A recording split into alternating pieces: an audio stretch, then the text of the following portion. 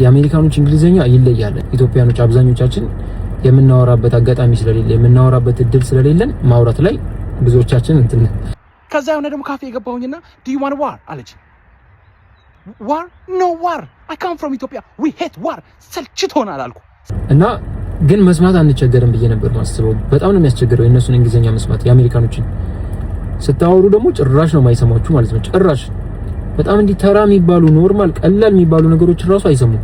እና እንግሊዘኛ የምትማሩ ሰዎች በተለይ እንደዚህ አሜሪካ ምናምን ለመምጣት የምታስቡ ሰዎች እንግሊዘኛ ስትማሩ አክሰንት ላይ ፎከስ አድርጉ። በጣም ወሳኝ ነገር ነው። ግራመር ምናምን ተሳሳቱ ብዙ ችግር የለውም። ለመግባባት እንዲህ ብለን እየተግባባን ነው ትግባባላችሁ። አክሰንት ግን በጣም ወሳኝ ነገር ነው ማለት ነው። ለምሳሌ ይሄንን ቃል ምን ብለን ነው የምናነበው? እኛ LOVE ላቭ ብለን ነው የምናነበው። ይሄንን ምን ብለን ነው የምናነበው? HOT ሆት ነው የምንለው አይደል? ላቭን አ ድምጽ አድርገን ነው ይሄንን ኦ ለምን እናደርገዋለን? አሜሪካኖች ላቭን እንደዛ ያደርጉትና ከዛ ሆትን አ ብለው ነው የሚቀጥሉት ሃት። እኔ ለምሳሌ ቲክታክ ሲሉ እየተላጡ ነበር የሚመስለኝ። ዳላር ሲሉ እየተላጡ ነበር የሚመስለኝ። አሜሪካ ያሉ ሰዎች ዳላር ምናምን ሲሉ እየተላጡ አይደለም። ቲክታክ ሲሉ እየተላጡ አይደለም። እዚህ ያለው ሰው የሚለውን ነገር እነሱ ማዳብት አድርገውት ያንኑ አክሰንት ነው አፕላይ ያደርጉ ያሉት ማለት ነውና መላጥ አይደለም።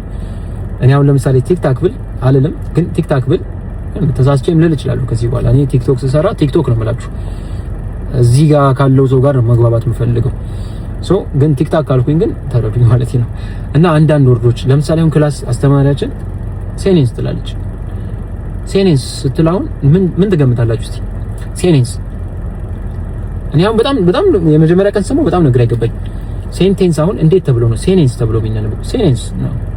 ቲን ይውጧታል በጣም ብዙ ናቲም ሲል ነበር። በጣም ብዙ ቦታ ላይ ይውጧታል። ይዋጣል ወዳጆቼ፣ ይዋጣል። መልመድ አለብን። እኔ አሁን መዋጥ ጀምሬያለሁ። ዋጥ ነው ማድረገው ዝግነ ባይነቱ ወደውን አያው አልሰማሁም። ብዙ የተዋጡ ነገሮች አሉ። how you doing ሊሆን ይችላል።